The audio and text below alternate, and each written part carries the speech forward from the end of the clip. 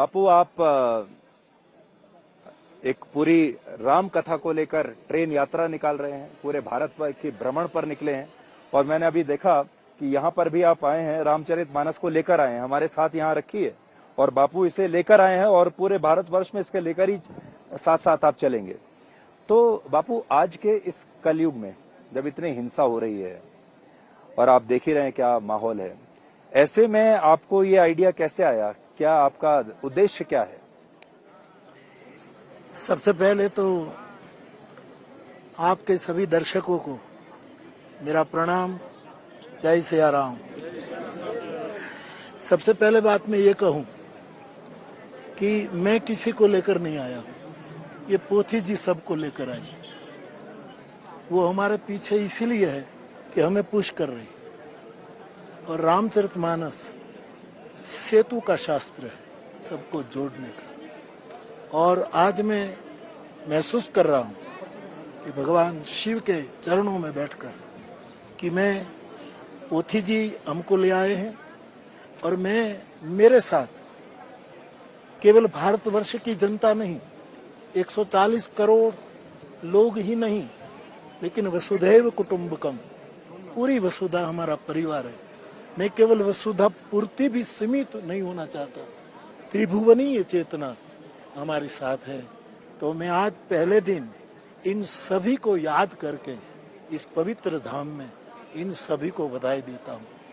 दूसरी बात, 12 ज्योतिर्लिंग में ये 9 दिन की कथा होगी, 12 दिन होगा। तो इसका मतलब आप देखिए, आज हम उत्तर में हैं, कुछ दिन के बाद हम दक्षिण में रामेश्वरम होंगे, पूर्व में होंगे और पश्चिम में होंगे। तो जगतगुरु शंकराचार्य ने कभी अपने वेदों को लेकर, उपनिषदों को लेकर, अपनी प्रस्थान त्रयी लेकर के चारों धाम को जोड़ा था। मुझे लगा हमारे पास वेद का ज्ञान नहीं है, उपनिषद का उपदेश नहीं है। मेरे पास तो मेरे सदगुरु भगवान त्रिभुवन दादा का दिया हुआ रामचरितमानस एक वैश्विक शास्त्र है और मेरी प्रस्थान त्रयी है सत्य, प्रेम और करुणा। तो ये सबको लेकर हम यहाँ आए हैं और ये चारों दिशाओं को जोड़ने का एक विनम्र प्रयास है। जी बापू, आज हमें ये मौका मिला है। इस स्थान को मोक्ष धाम भी कहते हैं और कहते हैं कि यहाँ मोक्ष की प्राप्ति होती है। अपने तमाम दर्शकों के लिए हम ये जानना चाहेंगे कि आपके हिसाब से मोक्ष क्या है? हमारे सभी तीर्थ वैसे तो मुक्ति देता है, लेकिन कुछ विशेष तीर्थ है जिसकी महिमा विशेष है। और मेरी दृष्टि में मोक्ष ये है कि व्यक्ति ईर्ष्या, द्वेष और निंदा से मुक्त हो जाए, वही मोक्ष है। आपको लगता है कि जीवन में जो अंतिम पड़ाव है, जिसको सब लोग चाहते हैं कि मुझे मिले, वो मोक्ष है? कुछ लोग चाहते हैं मोक्ष, कि हमारा अंतिम पड़ाव मोक्ष है, लेकिन जो प्रेम मार्गी है वो चाहते हैं कि मैं बार बार जन्म लेना है। हमें मुक्ति नहीं चाहिए, हमें भक्ति चाहिए। और जगतगुरु शंकराचार्य जो यहाँ से तिरोधान हुए, वो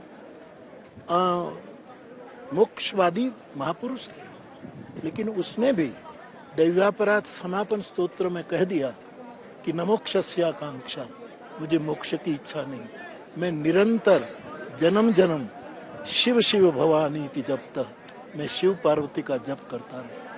मेरा भी इन आचार्यों के कदमों पर यही एक बात रही कि हमें मोक्ष नहीं चाहिए, हमें इस पवित्र देश में, इस तीर्थों के देश में, इस देवताई देश में, इस सनातन धर्म की कुख में बार बार जन्म लेना है और बार बार परस्पर प्रीत, सत्य और करुणा का सेतु बनाना।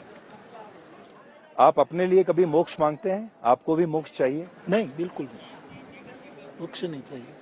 मैं बार बार जन्म लेना चाहता हूँ और ये देह तो मैं बार बार धरती पर आना चाहता हूँ और बार बार रामचरितमानस लेकर उसी की कथा गाना चाहता हूँ। हमारे जो आम दर्शक हैं उन्हें आप क्या मार्गदर्शन देना चाहेंगे? उन्हें मोक्ष प्राप्ति की तरफ जाना चाहिए या वो भी यही सोचें कि बार बार इंसान के तौर पर जन्म लें और वापस यहीं आते रहें? नहीं, ये दोनों मार्ग है। मैं किसी को बांधता नहीं, मैं सबको फ्रीडम देता हूँ, जिसको जो चाहिए। क्योंकि राम कथा मुक्तिदायी का भी है, राम कथा भक्तिदायी का भी है, राम कथा शक्तिदायी का भी है। तो मैं तो मेरे श्रोताओं को फ्री छोड़ता हूँ, वो चुनाव कर ले। उसको मुक्ति चाहिए तो मुक्ति मिलेगी, भक्ति चाहिए तो भक्ति मिलेगी, जो चाहिए वो ले, वो उसकी मर्जी पर छोड़ता हूँ। बापू, आप इस यात्रा पर ऐसे समय में निकले हैं जब राम के भी अलग अलग रूप सामने आ रहे हैं, भगवान के भी अलग अलग रूप हैं, हनुमान के भी रूप हैं, अलग अलग फिल्मों में राम के अलग रूप हैं, अलग अलग राजनीतिक पार्टियां राम के अलग अलग रूप वोटरों को बेच रही हैं। राम कथा असल में क्या है, इसको लेकर यह भी कंफ्यूजन पैदा हो गया है और इस पीढ़ी को ये कैसे बताया जाए कि असल में राम कथा क्या है? पहली बात तो ये, मैं मीडिया के थ्रू, प्रिंट मीडिया के थ्रू ये सब कुछ चल रहा है, सुनता हूँ, पढ़ता हूँ।